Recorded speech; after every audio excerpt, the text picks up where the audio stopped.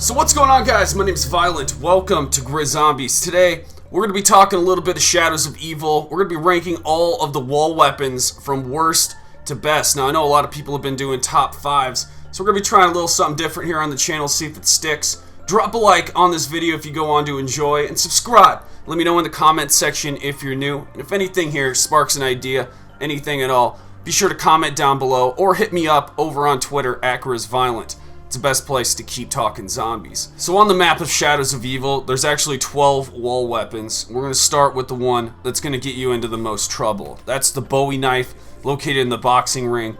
If you go ahead and pick that up, it's $3 grand. And I'm not going to pack a punch any of these weapons because I'm not even sure if this is a video that can continue on the channel or this type of series. I'm just sticking it out there and seeing if it comes back with a good response. But the Bowie Knife is coming in at number 12 for the simple reason that you can't go high rounds with it. It eventually does become 2-hit. Now, it's better than just the Widow's Wine knife, which of course is the upgraded knife once you get Widow's Wine. But the Bowie Knife is definitely causes a lot more damage. You're going to see after round 10, it becomes a 2-hit, so you're going to need to land some shots in. Just one that I'm not going to recommend for high rounds especially. Now, in number 11 is the KRM. This sucker you can buy right up top of spawn. It's very cheap, but it will get you into trouble if you're not paying attention. And that's part of the problem, is when you're not shooting directly on target and you miss, it's detrimental because you can go down and die really fast. It's of course way better pack-a-punched, and you'll have a lot more luck when you pack-a-punch this, but if you're just buying it off the wall, this is a weapon that's not going to be good for high rounds, and you're going to need to get headshots in order to do the mass amount of damage that you want. Otherwise, during the body, it's going to start becoming 2 hits, I don't know, after round. Later in the 10s and 20s, you're going to need 2 shots. We're going to move to number 10, though, right away, and that's the RK5. Of course, if you do the super Easter egg, you can get that as a starting weapon, such as I have. But you can buy it off the wall there at spawn, and this is one you'll probably pick up first if you don't pick up the Shiva. We'll get to the Shiva here in a minute, but right now we're talking about the RK5, and this pistol is good. It's a lot better than the starting pistol. The Bloodhound, the starting pistol, it's not going to get you that far. It's a weapon that you just have, but you're going to want to replace. The RK5 is definitely a good option for that, and one that you might want to pick up right outside of spawn once you first start. It's very cheap, and it'll take you pretty damn far, at least to the next weapon that you want to pick up. Now, number 9 is the actual Shiva. This is located in the spawn area too.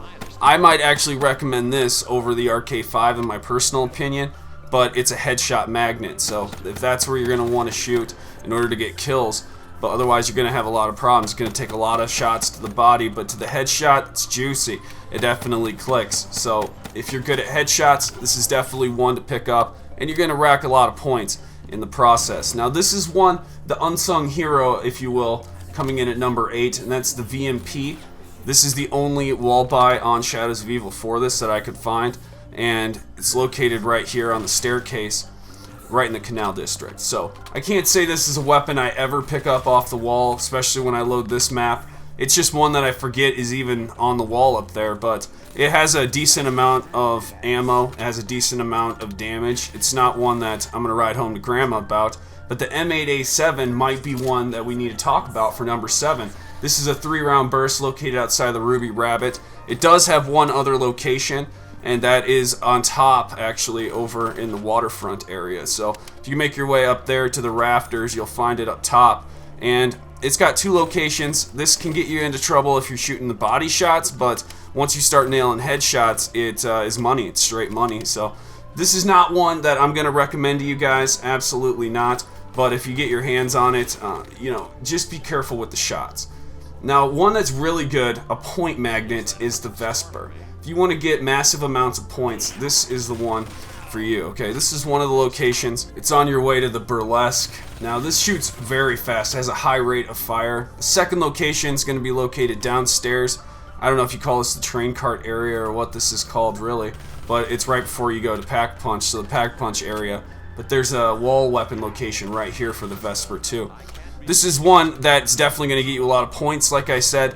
This is the weapon that I would recommend if you're extremely low on points. Just call it the point weapon. That's what I call it, and it comes in at number 6. Number 5, we're going to talk about a certain pistol, a machine pistol that's right inside the market. Now this is in the very center of the map, and this is actually a really good pistol, and you shouldn't run into any problems on the low rounds at all. If you pack-a-punch this and get it from the box, hell, if you just buy it from the wall and pack-a-punch it, most of the players on your team are going to be wondering why you got so many points. This is not going to get you into much trouble, as if you're getting headshots, even body shots, it lays a ton of damage, even not pack-a-punch. So you can only imagine how this is going to do pack-a-punch. Now, number 4, we're going to talk about a weapon that comes only in the train cart on Shadows of Evil, and it's called the Bootlegger. Now, the Bootlegger is somewhat of an assault rifle, I believe. It shoots like an SMG. I'm not exactly sure what category this fits in, but this weapon here, I think, is very fun to use. It's not one that I'd actually pick up on a regular basis. If I get this from the box, because 9 times out of 10, that's where I'm going to find it. I'm never going to buy it off the wall. But it's a good weapon, don't get me wrong. It's just one that I'm not really fond of. It's not one that I pick up a lot. However, this was the weapon showcased in the trailer for this map, so it might be one that you're curious if it's good or not. Now, at number 3 comes the KN-44, and this is a very powerful assault rifle, one that I would pick up. There's 2 locations if you have to. Now, this is not the best by any means, but it definitely is in the top 3. The other locations, right outside the burlesque, you can see it on the wall. I don't have it showcased in particular right here, but you can see it on the wall there by the burlesque in this footage. And this weapon, it's very accurate. It's one that is going to deal enough damage that you're going to have enough ammo to get through many waves and rounds and not have a problem. But the KN-44 does come in at number 3. And number 2, I'm going to say that HVK is actually better than the KN-44, and for the simple reason of control. Now, I like having a lot of control on my assault rifles, and that's very important to me. Depending on where you sit, you might view the KN-44 as a better assault rifle than the HVK, but second location's located right outside of the burlesque. It's located on the rafters. You just got to go up around by the train cart and get to access this area, and it's very simple. I really enjoy this location, and even on the bridge, it makes for some really fun gameplay. But the HVK does come in at number 2, and that's because of the damage and control factor. Very important to me. Now, in number 1, the Mac Daddy of this map is the Kuda, and I highly recommend you pick up this weapon. This is the best wall weapon on this map, and it's going to get you out of many situations you think you're just going to die.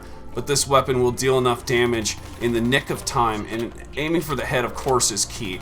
And you're going to get all these kills in a row. You're going to see it just get out of many situations. On your way over to the Ruby Rabbit, there's another location, but there is 3. Okay, that's only 2 out of 3 locations. Third location, there's 1 on each side. It's up towards the rafter areas by the burlesque, sort of where we just looked at the HVK, only opposing that side. You're going to notice there's a Kuda location. Now, this was my list from worst to best when it comes to all the wall weapons on Shadows of Evil. I hope this is something I can do for every map. I'm not sure how this is going to perform on the channel, but it's something I wanted to try just to gauge where you guys are at in Black Ops 3 moving to Black Ops 4 and see if this is a series that can continue. So let me know what you thought of this idea, and if you think I should continue, what map would you like to see next? Kind of want to go in order, so the Giant might be next. Just let me know. See you in the next video. Violent out!